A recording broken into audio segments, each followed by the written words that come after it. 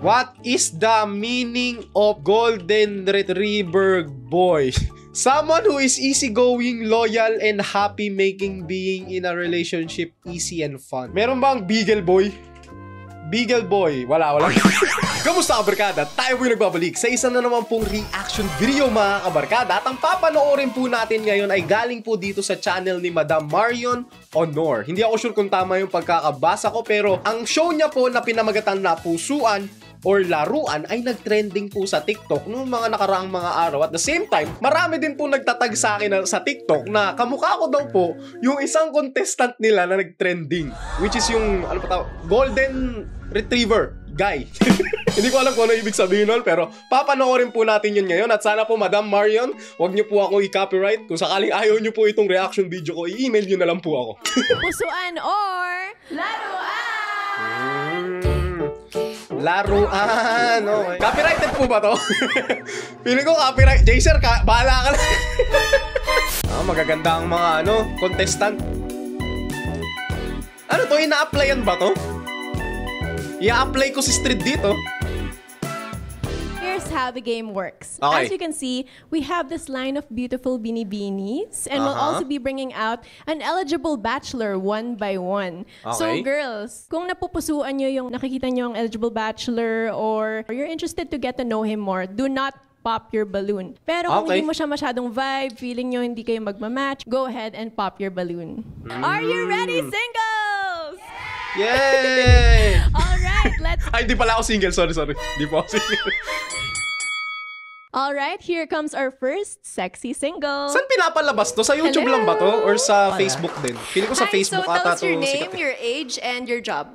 Hola. Ito yun, di ba? Good afternoon. What? Ano sabi niya? Hola? Alam ko ganun ako mag-hello Alam ko ganun ako mag-hello Pag may nakakasalubong ako, ang sinasabi ko, hola. Hindi dahil Spanish yun ng hello. Tama ba? Spanish ba ng hello yun? Basta, kaya ako sinasabi hola, kasi ang kabaliktaran nun ay hello. Okay? Hello? Di ba? Hola. Hello. Di ba? Dati kasi hello ang sinasabi ko. Pag, hindi ko na i-explain basta. Paano hindi ko siya kamukha! Hindi ako papayag. So, my name is Josh and I'm... Hindi ako to. Clarification lang po, hindi po ako to, okay? Opo, Joshua po pangalan ko, pero hindi ako to, okay? Hindi ako to. 24 na po ako, hindi ako 22, okay? 24 na po. I'm 22 and I am a network engineer at one of the highest respectable IT companies here in the Philippines. Alright, so what are your hobbies or what do you like to do for fun? What I do for fun, I was a former bassist at our band. I was an athlete, former taekwondo player.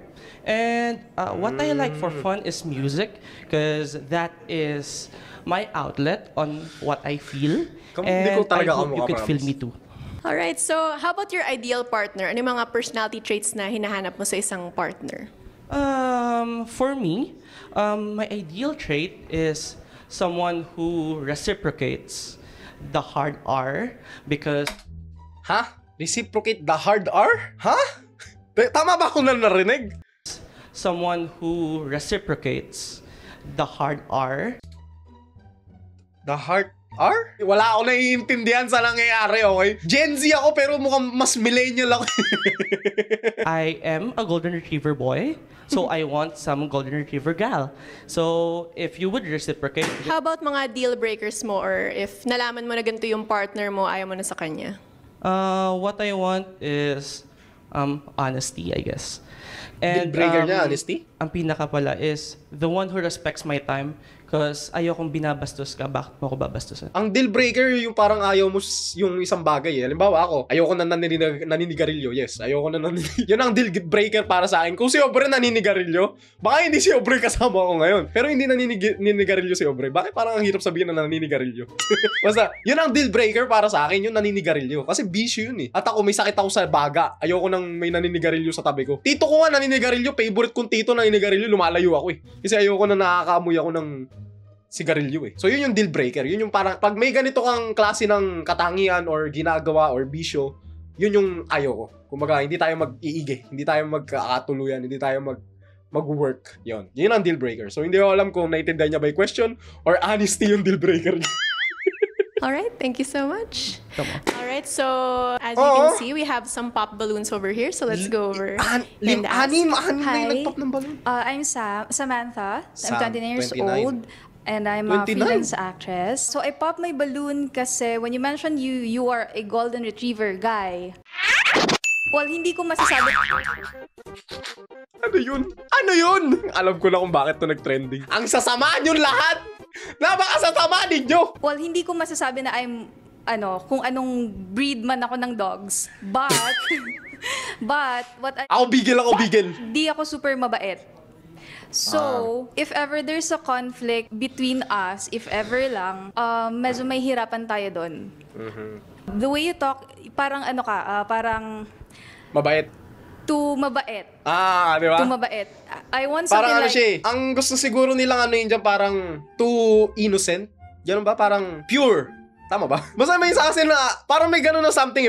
Mahirap eh. Lack of the better term talaga yung ganung klase ng parang mabait. Yung pag sinasabihan ka masyado kang mabait eh. Parang kasi basta parang innocent eh. Hindi ko, wala, lack of a better term. Yun lang masasabi ko, innocent. Parang ganun. Parang siya maligalig na something. Ako maligalig ako eh. Pero hindi, ganyan ba ako? Hindi ako ganyan. Hindi ako ganyan. Layo. Ayoko. Hindi ko kamukha yan. Hindi ako yan. I-erase niya yan sa utak ninyo. Hindi ako yan. Okay? Alpha. Ganon. So, Alright, and is she someone who's your usual type or someone Siguro you would yung go out on a date with? Beta ata beta. Sure. Okay, so Maganda even si if ate, sinabi niya maganda. na hindi siya golden retriever gal, like maybe she's more of a chihuahua or something. Someone feisty or... Let's say this is just a facade, but I could make you one. So, yeah, sure. Ha? Facade? Alam niyo ba ibig sabihin ng facade? Ang facade, parang siyang fake personality. Kumbaga, front mo yun eh. Yun yung facade. Kumbaga, yung facade ng pader. Yung sa mga building, facade. Kumbaga, yun yung fino-front mo sa tao pero hindi talaga ganun yung ugali mo. So, ba't mo sasabihin sa kanila yun? Di ba dapat hindi mo sinasabi yun na ganun yung facade mo? Para kami ulterior motive eh. Alright, thank you so much. Nag-pop. Hi, I'm Pao. I'm 28 years old, currently a clinical clerk in the medical field. So I popped my balloon as soon as I heard his age. So I don't 22. really date younger guys talaga. Yun. Okay, and is she someone who's your usual type or would you go out on a date with her? No. Any si particular ate, reason kung bakit? Let's just say the vibe isn't giving. So, sure. It's not giving. Yes. Could you be more specific? Like, Someone needs to level up with my sass, with my class. So, sure, I don't Class? see it that way. I'm so sorry. alright, and would you like to say anything Okay. in response to that? That's not very golden retriever of you. Let's just say I'm just a switch. So, Okay, thank you so much. so Ang hirap panoorin nito. Nasasaktan ako.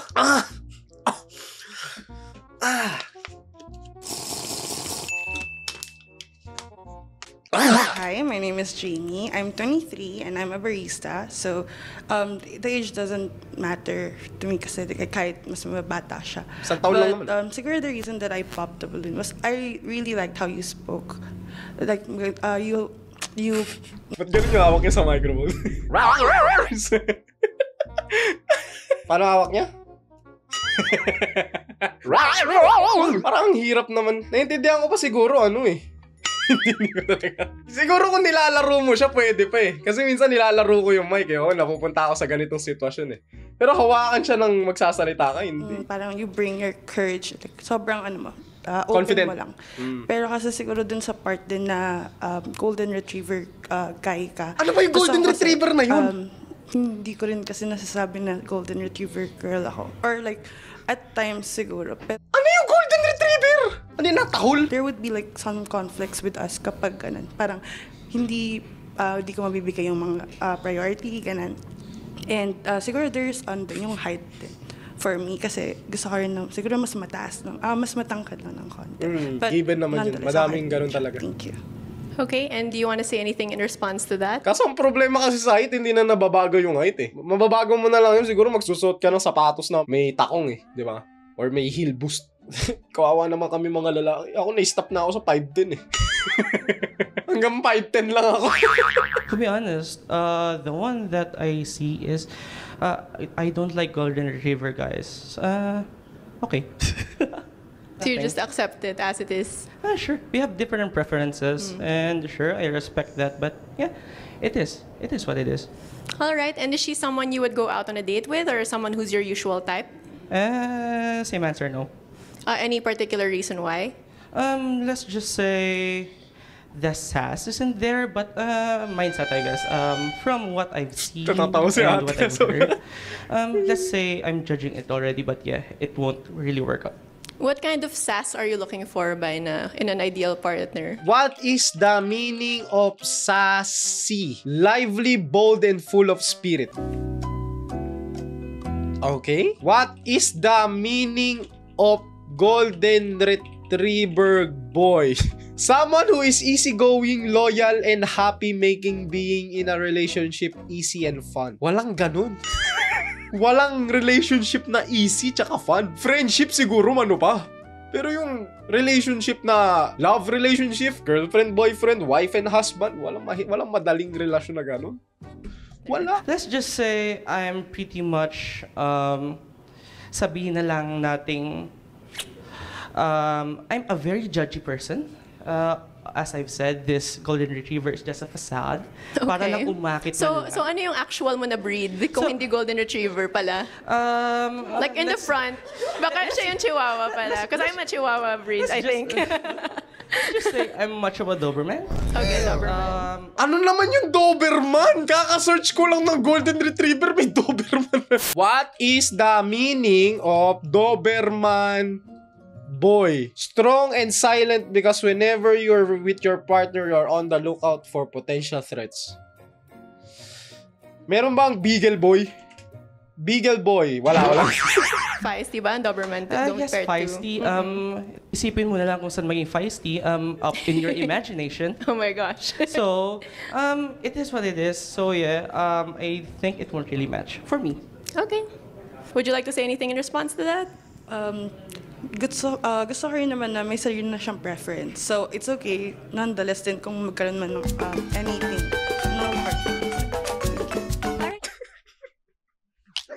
No hard feelings. I'm Bea, I'm 27 years old, and I'm also a barista. The reason why I popped the balloon, yun, age nga din. Tapos, dun sa golden retriever facade niya, hindi ko gets bakit kailangan mo sabihin na facade yan, tapos sasabihin mo Doberman ka.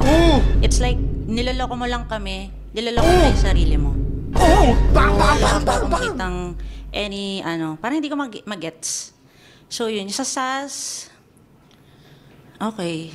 At least may preference naman siya, yun. Ba't ang pagkakaintindi ko ng sas or sassy parang mapitik? Kumbaga parang siya, mataray. Yun yung alam ko sa sas hindi ba? And do you want to explain further so they understand it more? Oh, well, it's a statistic that there are multiple, yun yung parang pinakagusto via girls, by what I've experienced. But yes, of course, just to get to know someone. So sure, preferences, yes, sass, yes. And so ang ibig sabihin niya pala, kaya siya nagsasabi na golden retriever siya as conversation starter. Kasi yun ang ng girls daw ngayon. So parang bumabase ata siya sa social media. You're pretty, yun lang. So she is someone that you would have gone out on a date with, or type mo siya? Type yes, going out, not really. Any reason why? Let's just say, I think it's she's a too high maintenance for me. I mean, I told you I'm a pretty judgy guy. So basing from her looks, from her style, and from the way he brings herself. Pero feeling ko, di ba sabi niya kanina, class? Ano ba ang ibig sabihin niya sa class? Akala ko yun, yung middle class, or middle class, rich, low. Ano ibig sabihin ng class? Parang iba yung pagkakaintindi ko dito. Pretty much up in the higher echelon of, like, let's say, nakakataas. Would you like to say anything in response to that? Hindi na. Lagi ko naman nagkuha yung high maintenance, so okay lang. Ayan, so, yun lang po. Okay, thank you so much. I'm Ellie, 27 years old, corporate accountant. Nag-pack po ako ng balloon because the age is not giving for me. Okay. Giving what? It's giving too young vibes. Too old for a 22-year-old guy. All right, and would you like to say anything in response to that? Sure. Age is preference of others. Some like it young, some like it older. And I pretty respect yours. Ang akin naman, ang approach ko kasi sa age, para sa akin mas gusto ko sa babae yung it's either mas matanda siya sa akin or magkasing tanda kami. Or siguro mas matanda lang ako ng konti lang. Kasi para sa akin, mas mabilis ang maturity ng babae kaysa sa lalaki. Kumbaga, mas develop ka agad kapag babae. So, yun lang naman para sa akin. So, parang, yun lang para sa akin. Pagka kasi 27 na yung babae tapos 22 yung lalaki, parang hindi sila magka-level ng maturity. Para sa akin, feeling ko. And is she someone who's your usual type or would you go out on a date with her? Not really. Is there any particular reason why? I think too skinny for me. So your usual type is more... Actually, it's nasa bit chubbier. Just a tiny little bit. Oh, okay. All right. Thank you so much. Hello, I'm Ali. I'm 28 years old. Okay naman siya, no? I work Si at an Madam ad Ellie. agency.